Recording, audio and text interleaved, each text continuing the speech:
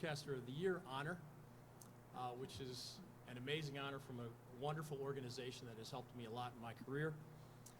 They also asked me to handle the sports radio presentation, so I hope to do that for you all without getting too much into the nitty-gritty details. The good news for those of you interested in audio is that even though I'm kind of living proof of the complicated part of sports radio, I had a show here in North Carolina that was heard in more than 300 cities and towns, that at one point was the largest sports radio show ever done between Washington, D.C. and Atlanta, Georgia. So we really, over 20 plus years, grew to have an amazing audience. No matter what age you might be or what your experience or knowledge level might be, you're probably aware that the way people consume audio has changed quite a bit. Who would like to volunteer when you get in your car? What is the most likely thing you're going to do? What type of audio is the most likely thing you're going to consume? Elena. Your Bluetooth Spotify.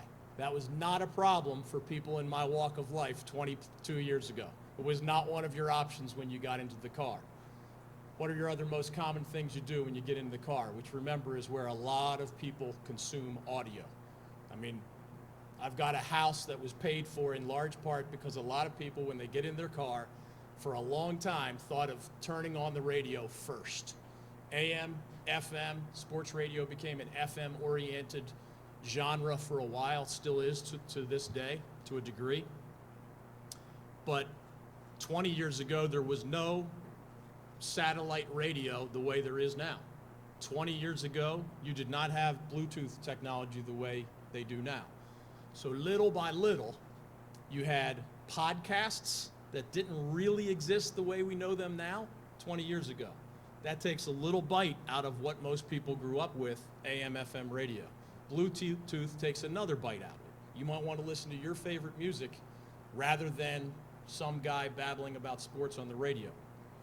The good news is that audio as a broad umbrella is still incredibly popular. In fact, probably more popular than you would guess. Some of the numbers that I have start with the fact that more people consume radio on a monthly basis, more adults consume radio on a monthly basis than anything else you can think of. I mean, going to your tablet, I mean surfing the web, I mean television plus DVR type programming. Those numbers are all exceeded by the percentages and numbers of people who still tune into AM, FM radio, and of course, even more broadly than that, audio as a whole. So it is a more complicated corner of the sports universe, sports media universe. Sports radio, in terms of AM, FM, has taken a lot of bites because of podcasts, because of Bluetooth, etc. Quick numbers, when I was a young man, sports radio was only in a handful of the biggest markets in America. As 24-hour sports radio became popular, and they didn't know it was going to be this popular, but they went from a dozen 24-hour sports radio stations in our country to more than 600 24-hour sports radio stations over the span of about 15 years. That number is back on the decline, but it's still a significant part of our sports media universe. That number is still in the neighborhood of 500 24-hour sports radio stations. And again, there are a lot of sports radio shows that aren't necessarily on a 24-hour sports radio station. In our state, North Carolina, there are 2 24-hour sports radio stations in Charlotte. There are 2 more in the Triangle area where I live. There's 1 here in the Triad where we are right now. It's not a long, long list, but it's still alive and well in a handful of markets. There are also sports radio shows that, and this expands perhaps your future possibilities, there are sports radio shows on other types of radio genres. So you could have a local 24-hour news station that might be hitting you with the headlines for 20 or so hours of the day, but there's that 1-2 hour period that they carve out for sports radio. It all becomes a numbers game, obviously. If enough listeners like it, if enough sponsors like it, it starts to pay for itself. Ratings do matter, but your economic model actually matters even more than that. Just glancing at some of those numbers, by the way, the number of 24-hour sports radio stations in the United States peaked almost a decade ago in the 700 area, so it is down to the 500 area as we speak. If you were trying to host your own show by yourself with a co-host or otherwise, the first pieces of advice I would give you, and this is whether you want a podcast, Sirius XM, AM, FM, some of this advice and experience applies to any type of audio, sports audio that you might be interested in producing. Number one, bring your energy.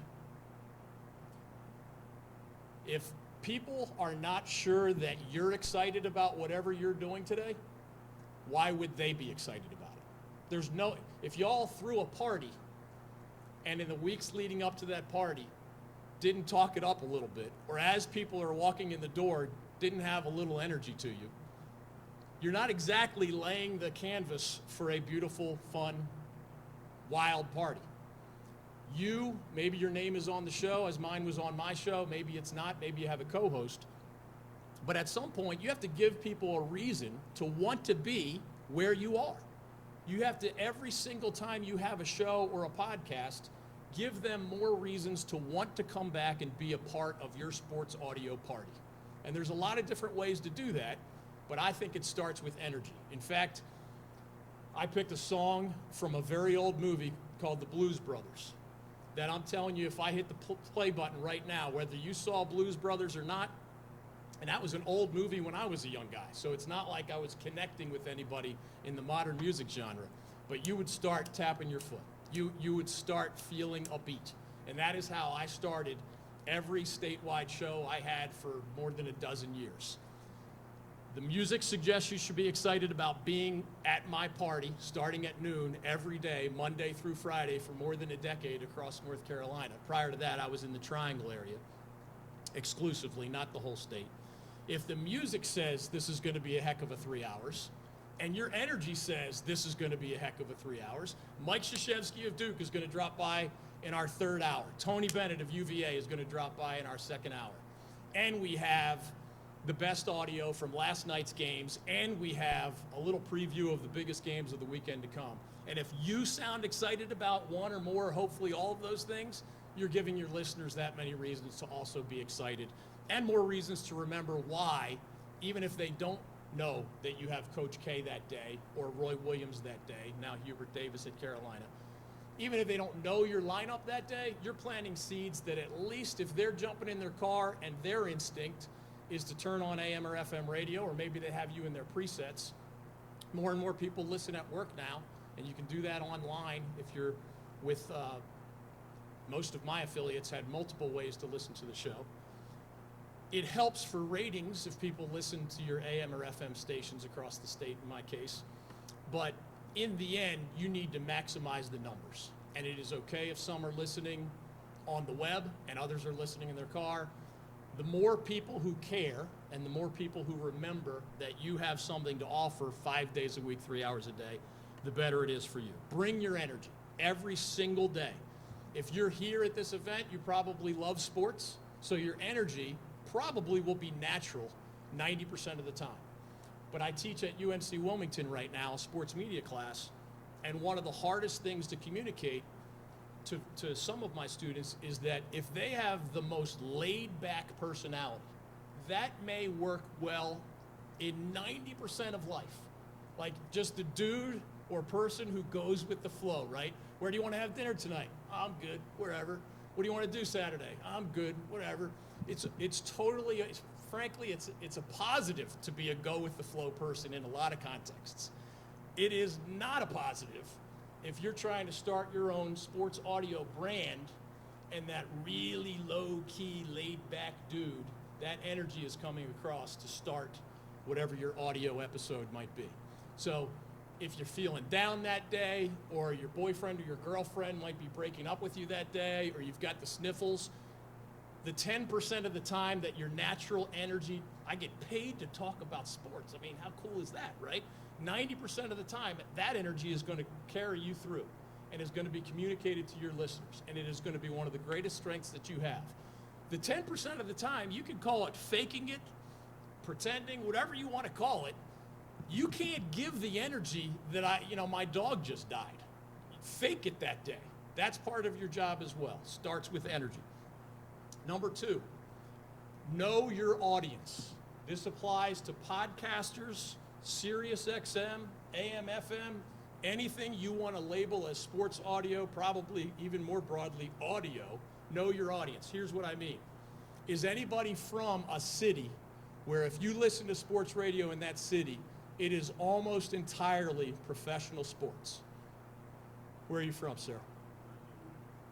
Okay, perfect example. That's actually a great sports radio city. There are some. Okay. So I've lived in South Florida. Is that a little mix between pro and college?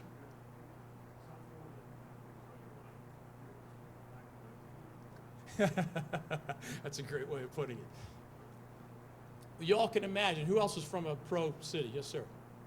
Okay, I mean, there you have it, right? What percentage of the time would you suggest? I don't know if you listen to WFAN or the alternatives up there. I'm from Philly, so we're going down a similar road here. I should say, I grew up in Philly. I've been in North Carolina for the last 30-some years. What percentage of the time would you guess is NFL, Giants, Jets, and otherwise, MLB when it's in season, Yankees, Mets, and otherwise? If you had to just guess, we're making a pie here. What percentage of that pie is pro-related, and what percentage of that pie is college-related or others? That's exactly what I would have said about Philly. So I actually, a long time ago, created a magazine called the Acc Sports Journal. It covers the Atlantic Coast Conference. Well, good news for me, I ended up with a radio show in the same state where the ACC was born. And the ACC has 4 of its now 15 members in the state of North Carolina. I told everybody, if I tried to host either in Raleigh when I was local or statewide, if I tried to be Philly guy and talk 85% NFL, NBA, MLB, Raleigh has a hockey team, some NHL, I would not have lasted a month. I had to remind myself, you're not Philly guy in Philly. You're Philly guy first in Raleigh, North Carolina, where NC State is located, member of the ACC. Duke is nearby, member of the ACC. UNC is nearby. In this state, things like college basketball are getting a lot of the attention. In Philadelphia, it better be Villanova in the NCAA tournament, Villanova being based in Philly. It better be the college football playoff or something enormous. They're not going to talk about random bowl games. I mean, if the Philadelphia Eagles' backup tight end is hurt, they're going to talk about it on WIP in Philadelphia. There couldn't be anything less interesting to the citizens of North Carolina than the Philadelphia Eagles' backup tight end. In our state, the NFL matters a lot. In fact, I would say that one of the few things that is a safe go-to for you in sports audio, even if you have a more narrowly tailored podcast, and that's okay, we'll get to that in a second.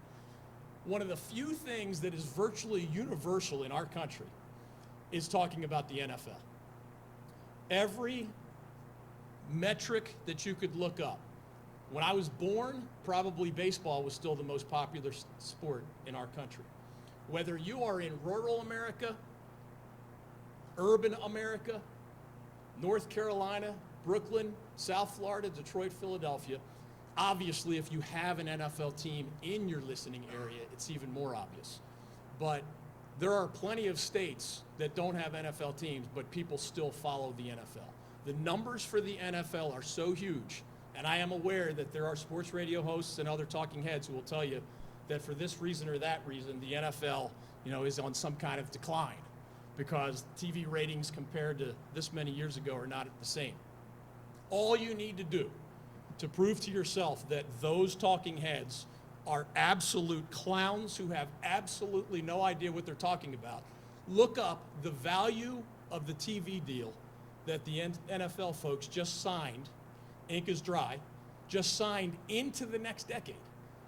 If the NFL was really struggling because Colin Kaepernick kneeled or TV ratings are down or there are a lot of injuries or too many flags and people complain about the pace of the game.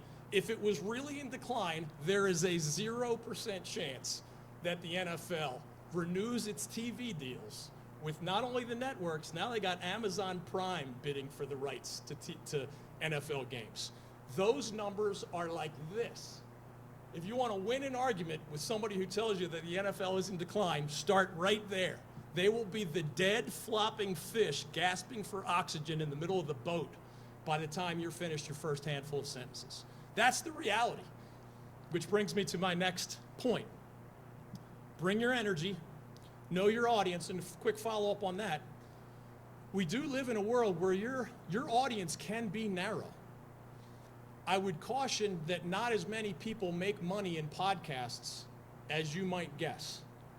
Those who make money may be making a whole lot of money. But I'd be willing to guess that more than 80% of podcasts make no money at all. Now, if it is a hobby for you, I say go for it. If it's just something fun for you, a second job, go for it. If you're counting on podcasting as your main source of employment, you have to remember that just like sports radio is a pyramid that I know very, very well, how you get compensated, here's one quick way to put it. At the very top level of terrestrial, traditional radio, AM, FM being terrestrial, there are people making $5 million a year, okay, at the very top level. Mike Francesa at WFAN, I don't know what he makes anymore, but he was kind of one of the trendsetters. He's not the only one. It is obviously not easy to get into the 7 figures a year category, but the biggest people, the biggest personalities in the biggest markets, quick number for you, there are as many people in metropolitan New York City as there are in the entire state of North Carolina. Think about that for a second. If you were at the Atlantic Ocean and drove to the Tennessee border in this state, it would take you, I think, like 8 hours. I've never done that drive, but it's a long drive. If you've ever traveled the East Coast, right, you're spending a few hours getting from Virginia to South Carolina. New York City squeezes 11 million people into the same amount of space, or same number of people into a dramatically different amount of space, the state of North Carolina. I had that state only after syndicating in 300 and some cities and towns, and I promise you I didn't make what Mike Francesa made. But if you're the best person at the biggest station with a great signal in an area where the demographics are just off the charts, you might be that $5 million a year person. If you go to small town North Carolina or many other places across our country, and you just say to the local radio station owner or general manager, hey, I think you might want to try I actually started with a once a week Saturday morning sports radio show a long, long time ago. You might get them to listen, especially if you bring some advertisers to the table. I'm talking about a smaller market, right? That person, again, top of the pyramid, $5 million a year, roughly. That person hosting that show in small town North Carolina might get paid $1,000 a month, $12,000 a year, and be asked to sell ads on top of it. Now, there's a lot of shades. I just gave you the top and the bottom, right? But it is not an easy industry, even before you get to podcasting, to just make a lot of money. Is it fun to be on the air, TV, radio, or otherwise? Of course it is. Is it fun to get paid to talk and write about sports? Heck yeah, it is. Is it complicated to get high enough in that pyramid that you feel like you're being fairly compensated? Yes, it is. And I would not try to steer you otherwise. But in the podcasting world, if you own your space, if you are the best person on especially something that has a broad audience, Kentucky basketball, Duke basketball, Alabama football, of course, you can make a living with a podcast if the size of your audience, right? Mike Francesa had 11 million potential listeners. And just so y'all know, if 3% of the people listening to the radio at any given time, if 3% of them are listening to you, this is terrestrial radio again, you're doing a great job.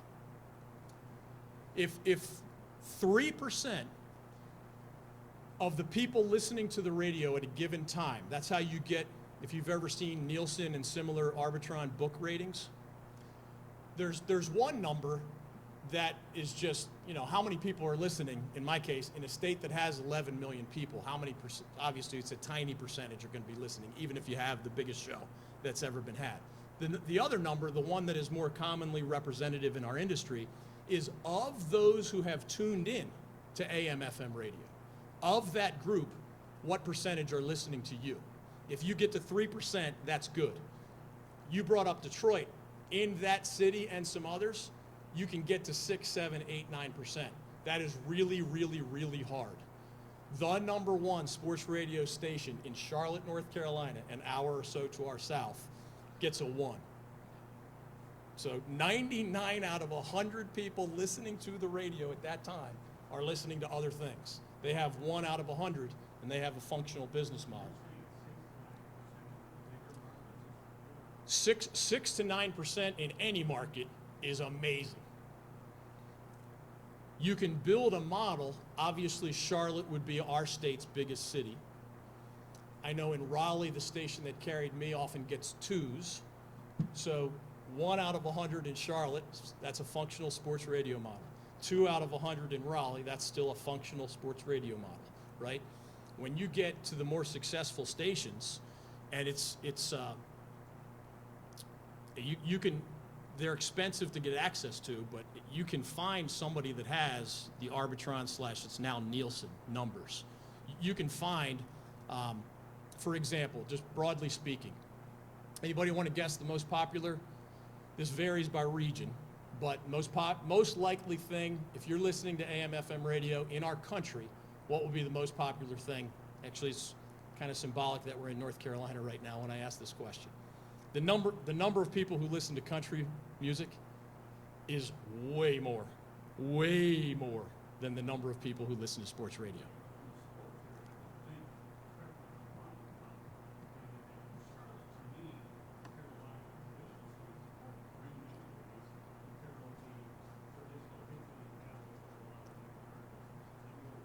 Charlotte would be more green, meaning less developed in terms of the sports talk.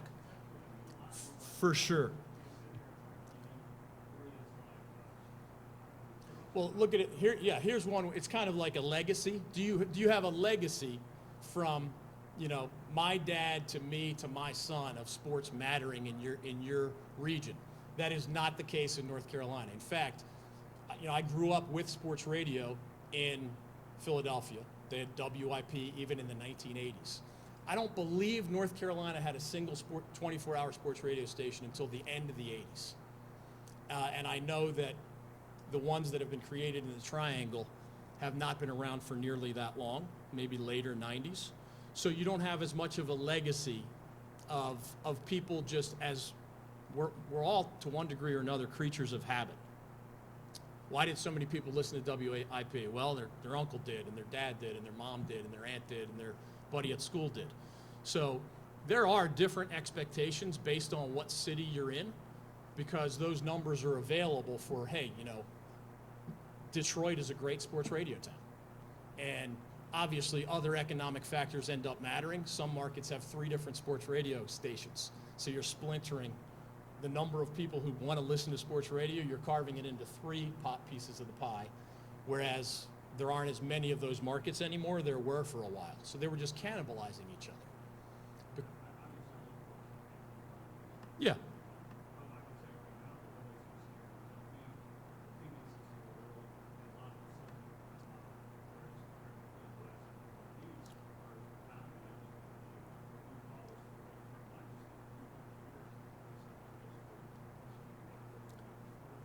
Yeah, I'm trying to find some of these numbers that I brought just for purposes of this illustration. I don't think I have them all in front of me, but Charlotte, Raleigh, Greensboro, Durham, Winston-Salem are the biggest markets in our state, and none of them have multi-generational sports radio legacies. You're talking about only those who were growing up in the 90s can be sort of repeat customers 20-some years later. So yes, you could find those numbers, and maybe later I can help you kind of sort through that. But the fact that Charlotte gets only 1 out of 100, but it's still standing, right? Raleigh gets 2 out of 100, still standing. The most popular form of audio on AM/FM stations in our country is country radio. The others include adult contemporary music, what they call pop contemporary hit radio. News talk is in the top 5. There's another category called hot adult contemporary. Classic hits is in the top 10. Classic rock is in the top 10. Urban contemporary is in the top 10. And then depending on your market, sports radio is either 8, 9, or 10 in terms of the most popular genre of radio, or it's even lower than that. I know for a fact that the biggest sports radio stations in Charlotte almost never are among the top 10 most listened to stations in Charlotte. And the sports radio stations in the Triangle, it has to be something unusual for them to get into the top 10. So a lot more people are listening to talk, a lot more people are listening to music. All of these things are changing, of course. The good news for us in sports audio is that whereas people who listen to music, if that is their go-to audio, they are abandoning terrestrial radio in huge numbers. Why? Well, you can pick your own song. You can either use your Bluetooth in the car, you could be taking a walk or a jog. You have control of that. Sports audio is in huge part about your personality. Even if you're the greatest DJ in the world in the traditional music sense, you're getting 30 seconds in between songs that might be 3 or 4 or 5 minutes long. When I hosted a 3-hour radio show, I might have had Coach K certainly boosting the ratings for 15 minutes at a time, or the biggest NASCAR driver, or Dabo Swinney of Clemson after he won a national title with the Tigers. Because I've been in this industry for so long, when I ask those people to join my show, they usually say yes. Not always, and sometimes it takes a while, but of course, the starting point is you. You don't have Dabo every day. You don't have K every day. The starting point is you. That's why you got to bring your energy, you got to know your audience, and you got to know what you're not, right? If your target audience is a single school, that's okay. There are functional, successful podcasts along those lines. It's a little trickier to do that, obviously. Almost have to break it into 3 branches. Podcasts, you can be really, really narrow. And if you can get to averaging 1,000 listeners, obviously you want more than that. The most successful, wealthy people get a lot more than 1,000 listeners per podcast. But at 1,000 listeners on a podcast, you can have a functional business model. You can have a local insurance person who wants to drop an ad into your podcast that has a documented 1,000, 2,000, 5,000 listeners.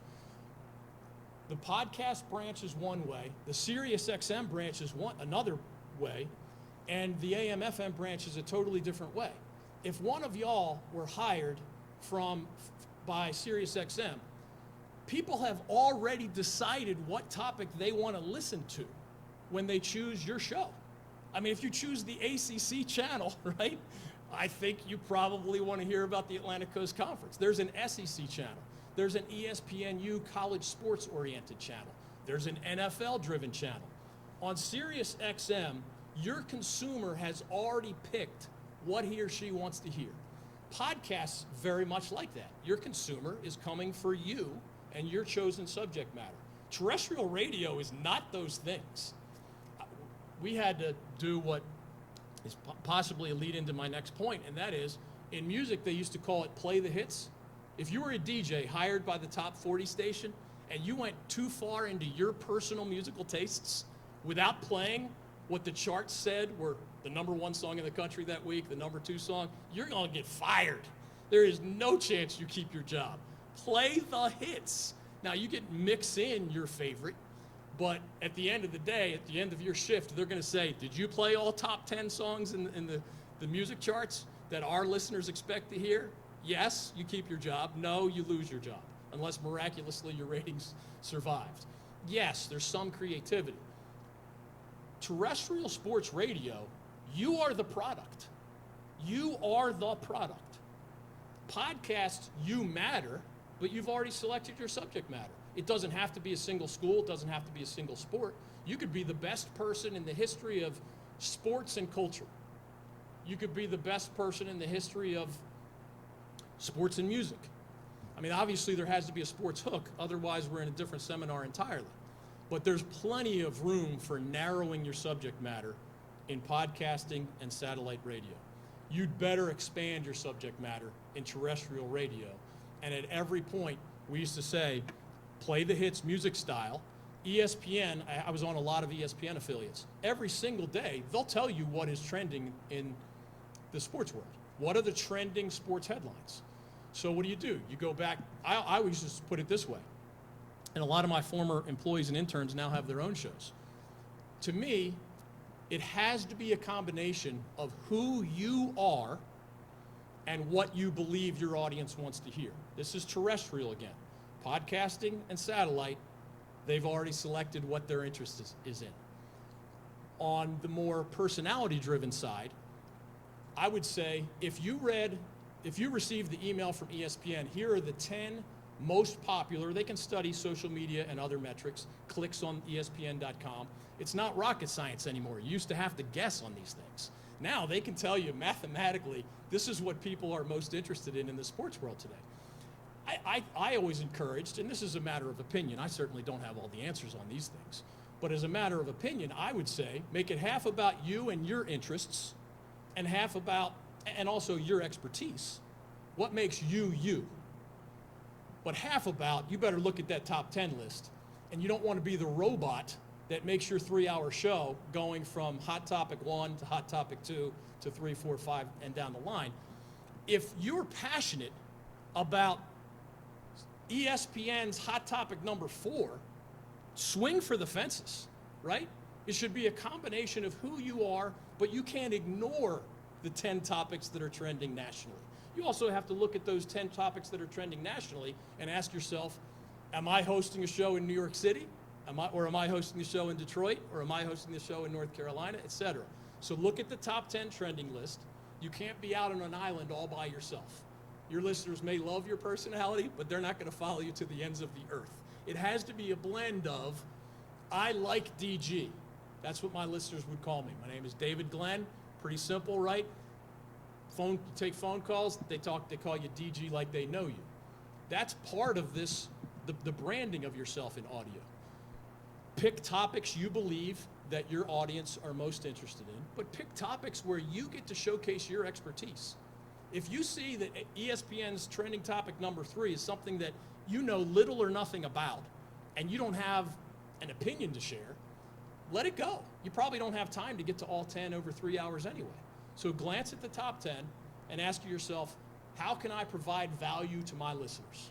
And value can come in a lot of different forms, right? If you and your staff see a trending topic and you can goof off with it, people like to be entertained. I've always said you better be good, and at the top level, you better be great at either entertaining people or informing people. The best people can do both. But one of those two is going to have to be your hook. When you ask people, why do you listen to so-and-so's show? The 3 most common answers are, I learn a lot.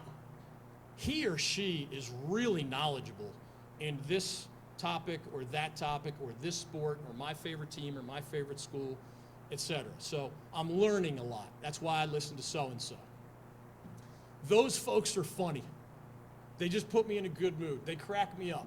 They take the sports headlines of the day and they just goof around. And I'm not looking for rocket science. I'm not looking for anybody to split the sports atom, right? I just want to goof around with a sports flair, right? And so that's one of the most popular reasons that people listen. And the other one is that they like you. Seriously, those are the 3 fundamental categories. I learn a lot, I'm entertained a lot, or I like that person or those people. There's a lot of multi-person booths in sports radio. So it can go either way. But you have to inform, you have to entertain, and you have to share a lot of yourself. People want to know who you are. I can tell you this, as one of the great sports writers in North Carolina history walks into the room. I could write 100 articles and not have the same personal reaction as somebody listening to my show on a regular basis. And the difference with all due respect to those who write, which I'm a journalism school grad. I originally thought that I was going to be a sports writer in a newspaper-driven world, and the world changed a little bit back in the 1990s with the explosion of the internet, et cetera. I actually fell into sports radio accidentally. I'm a writer by my academic background. There is something about hearing the human voice, and this would apply to any of you who tries podcasting, satellite, AM, FM, or any other form of audio. There's something about it that for most people connects on an even deeper level. I'm not saying people can't feel, connected to their local sports columnist or their favorite author, especially authors. You feel like you have a history with an author if it's one of your favorites.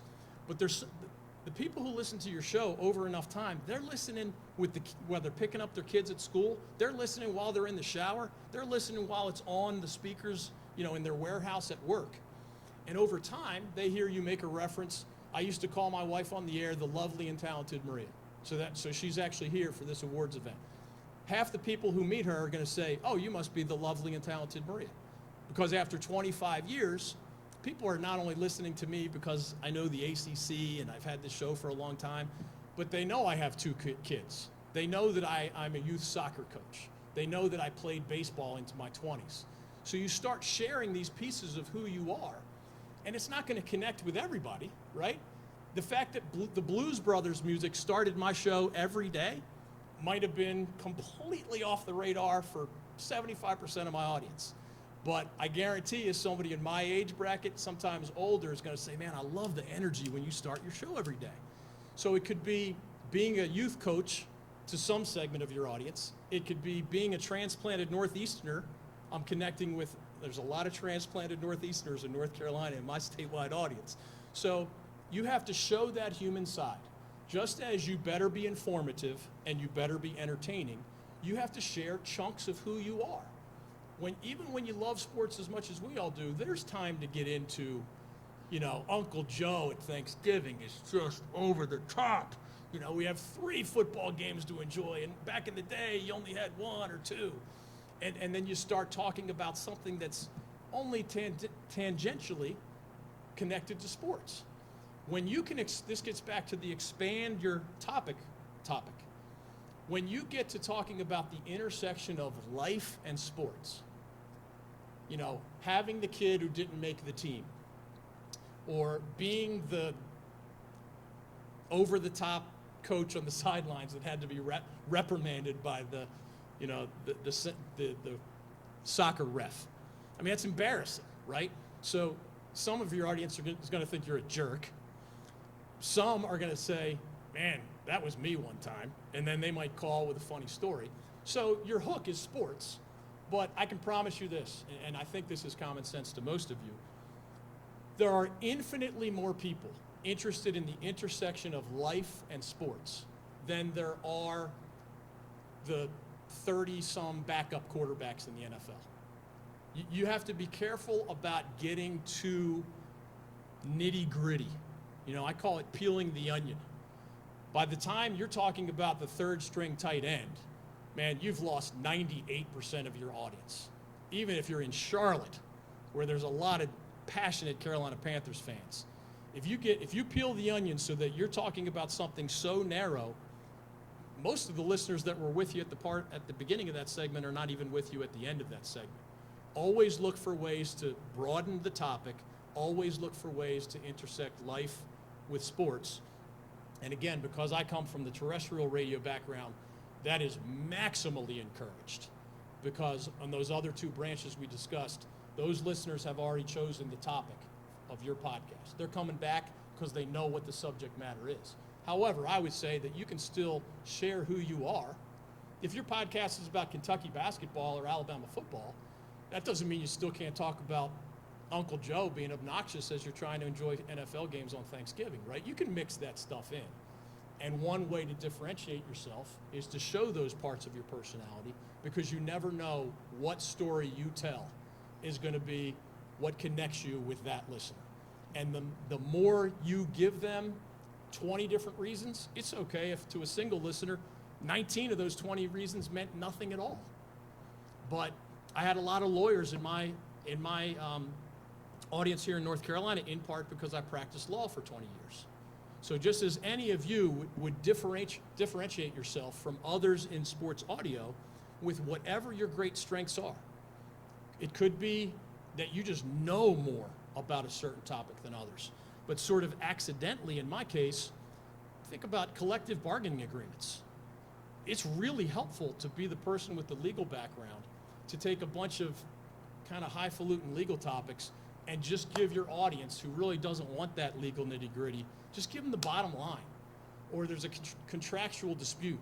You can just tell them how stuff works in contracts law, which is what I practiced for a long time, or one of the things that I practiced for a long time. Sometimes there's constitutional issues in sports, right? I mean, First Amendment type stuff. And I'm not going to dwell on that because you don't want it to turn into a legal seminar. But if you get to just drop in those nuggets and drop in stuff about your family, drop in stuff about your upbringing, drop in stuff about what a great or horrible athlete you were, people start to see you as more human, and they connect with you, or at least they might connect with you in a way that I did not see as often as a writer, and I saw it all the time as a broadcaster. Bring your energy, know your audience, immerse yourself in your subject matter, know what you're talking about. When somebody states something that is untrue, smart people view them with less credibility, right?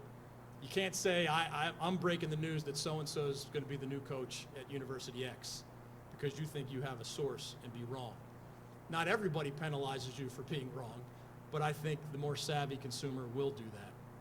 But also, don't be the person that blames, the NCAA is an easy target on a lot of matters. Don't be the one that blames the NCAA for things that are not the NCAA's fault. At least the savvy consumer is going to know, hey, the NCAA doesn't control the postseason in college football.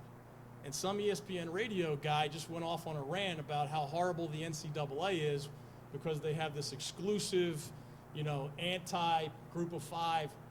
No. The NCAA does not have that format.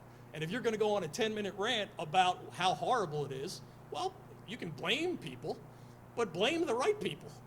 Otherwise, to me, you're alienating the smarter part of your audience who knows, dude just ranted for 12 minutes on one more reason to hate the NCAA, and at least in this narrow case, it ain't the NCAA's fault.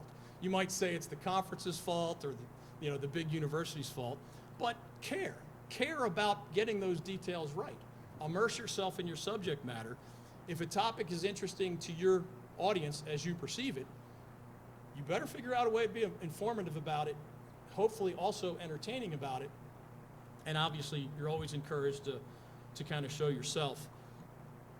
We're kind of coming down the stretch, so I will open it for questions if anybody has those. Sports audio being our broad topic today. One more piece of advice for whatever it might be worth: keep expanding your horizons.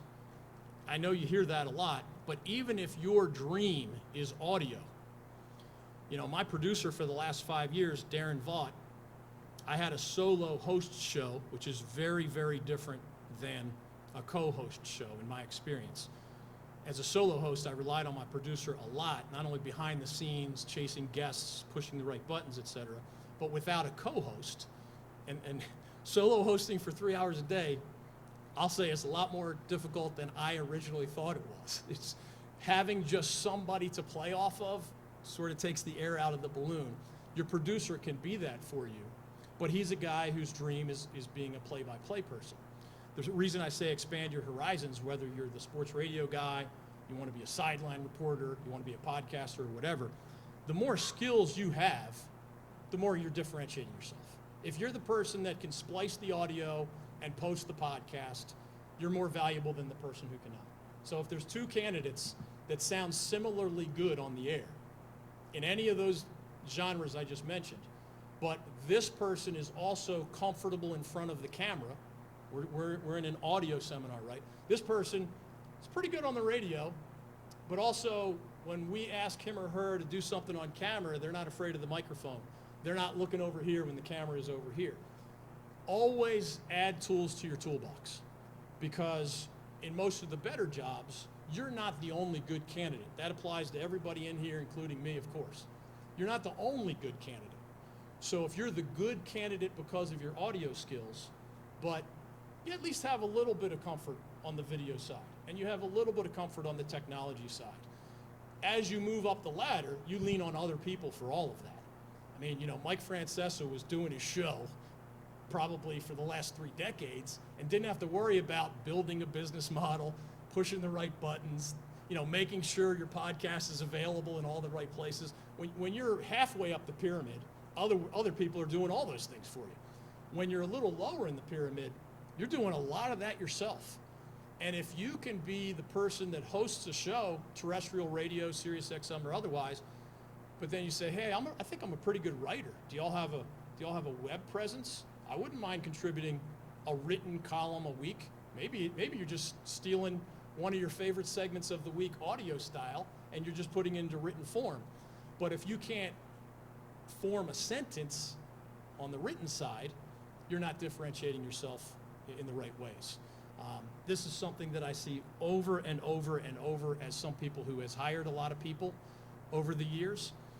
One way to look at the candidate on the other side of the table is, how many headaches will this person help me solve? As the owner of a magazine, a website, photos need to be found and selected, photographer relationships need to be built, freelance writer relationships need to be built, but I also need a functional website. Somebody's got to edit these, somebody's got to write these headlines, and we have podcasts and we have video. The more headaches I can see a candidate solving or minimizing for me, the more likely that I am to hire that person. Any questions? I've got a couple more tidbits, but if anybody has a question for the nature of this crazy sports audio world, I'm happy to take it. Yes, sir, in the back.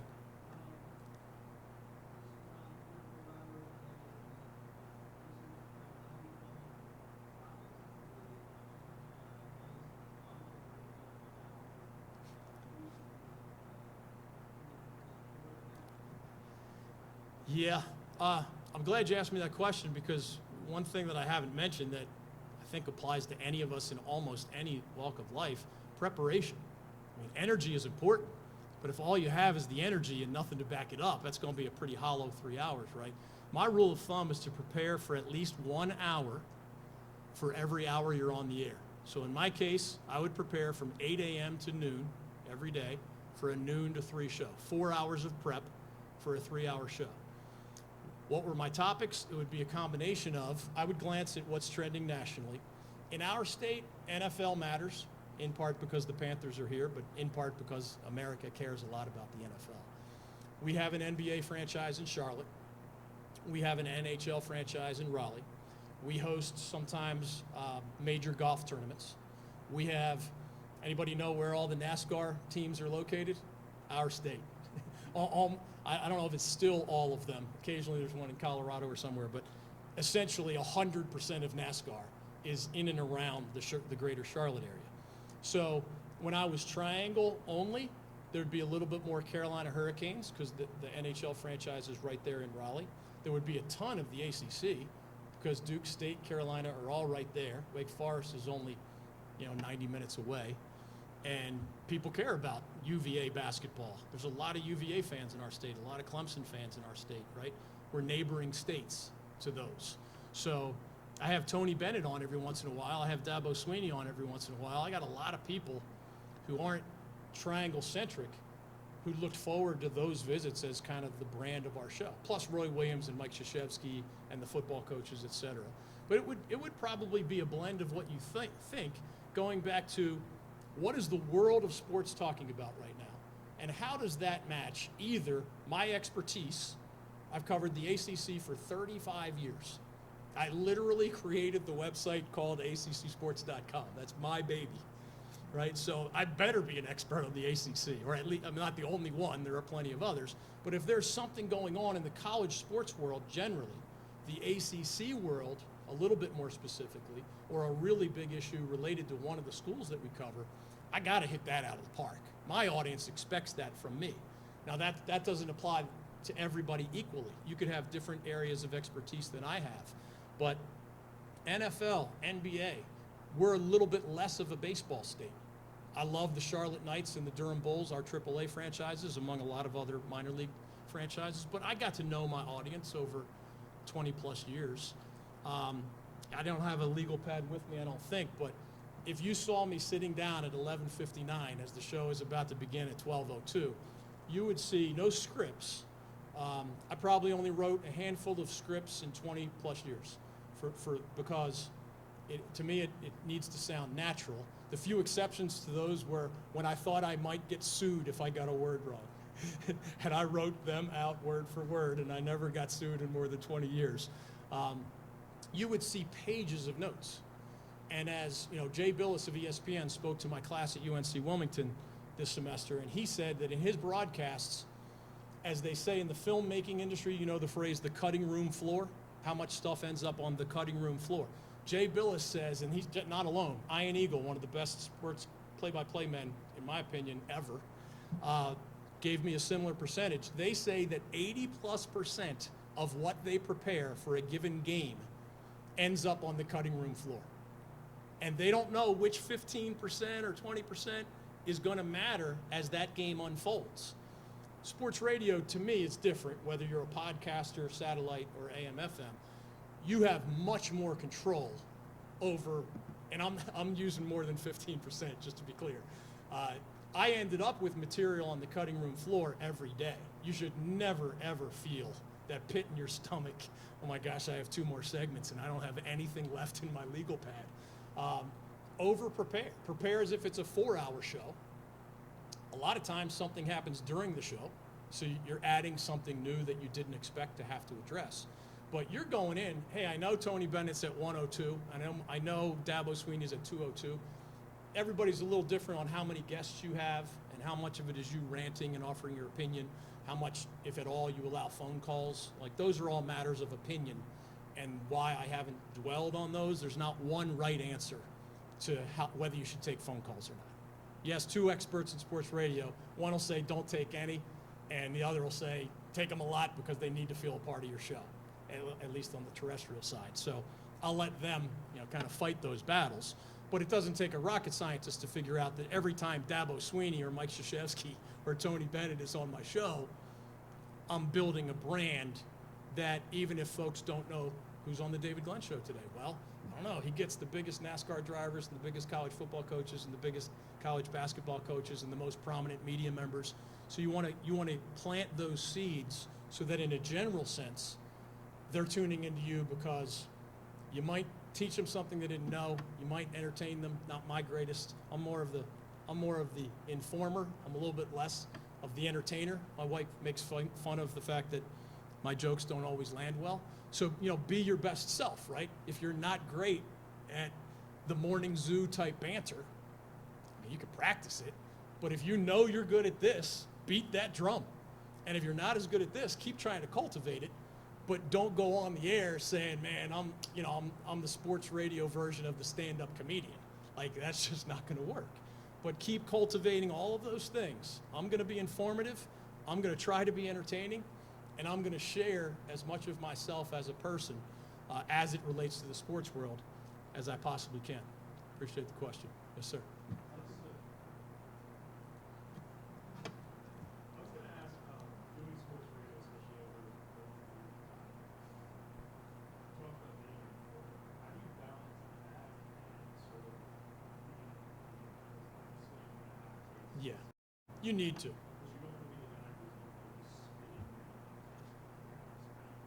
Yeah, a big part of it, of course, you can't, I answer it philosophically, and a long time ago, I actually said, either my way is going to work or it's not.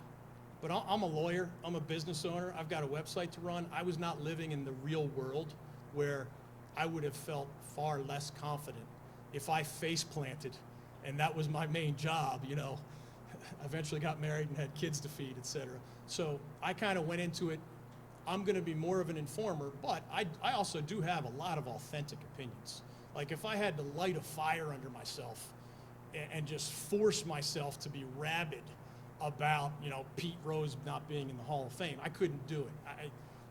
I know people do, but you got to be true to yourself on that. I haven't run into a lot of people who wrestle with that, but it's a great question because you absolutely must be opinionated. You must. Now, I find more value in also being informative We ended up with pretty good demographics as a radio show, in part, I believe, because I catered to people whose wheels were turning, and they want to know how stuff works. So I would try to explain how stuff works. And that would, in the market research we did, that would be, where we got better scores. Is DG a good joke teller? No. Is DG really good at telling how stuff works, or this sports legal corner of the universe, or this ACC corner of the universe? High grades, high grades, high grades. I think most people can see through inauthenticity. So my advice would mainly be how you divide the pie between informing and your opinions, kind of fact versus opinion. Be true to yourself, but I find that authenticity and the preparation that we talked about, a lot of people, most people, I'd say 90% of people in this world, if they don't agree with your opinion but respect how you got there, you're not just some clown pulling false facts out of the person disagrees with you, might even be a little mad that your opinion is this. If they respect how you got there, they're going to give you the benefit of the doubt and keep coming back. And some of the 10% who never give you the benefit of the doubt, I really tried not to worry about them. I promise you, no matter what part of audio you all get into, if you do, you cannot please 100% of the people 100% of the time. It is a literal impossibility. So you got to develop some thick skin. Coming from Philly kind of helped me with that. Yeah.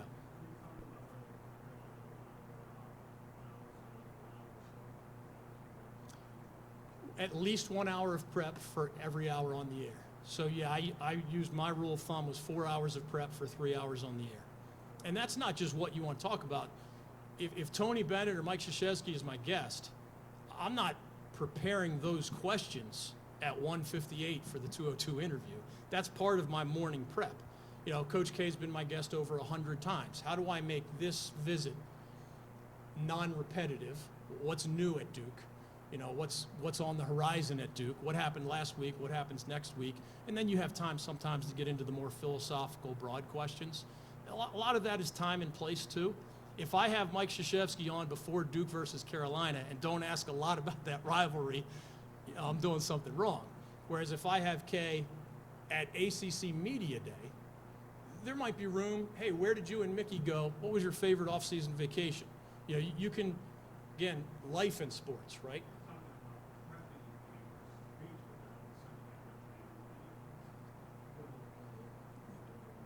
Correct. I'm, in contrast to the Jay Billis answer and the Ian Eagle answer, I'm using more than 50% of what I prepare in a 3-hour show. I don't know that percentage. It might be 75%. Totally different than calling a game. Those folks who call games know that depending on how it goes, they need their B material if it's a route, and they need to stick to the game for the most part if it's a nail biter. Whereas there's some breaking news, but we have a much better idea. We know when guests are scheduled to appear. Live sports radio is a different animal because anything can happen, including the guest not showing up when the guest was supposed to show up. So you're gonna use even more of that material.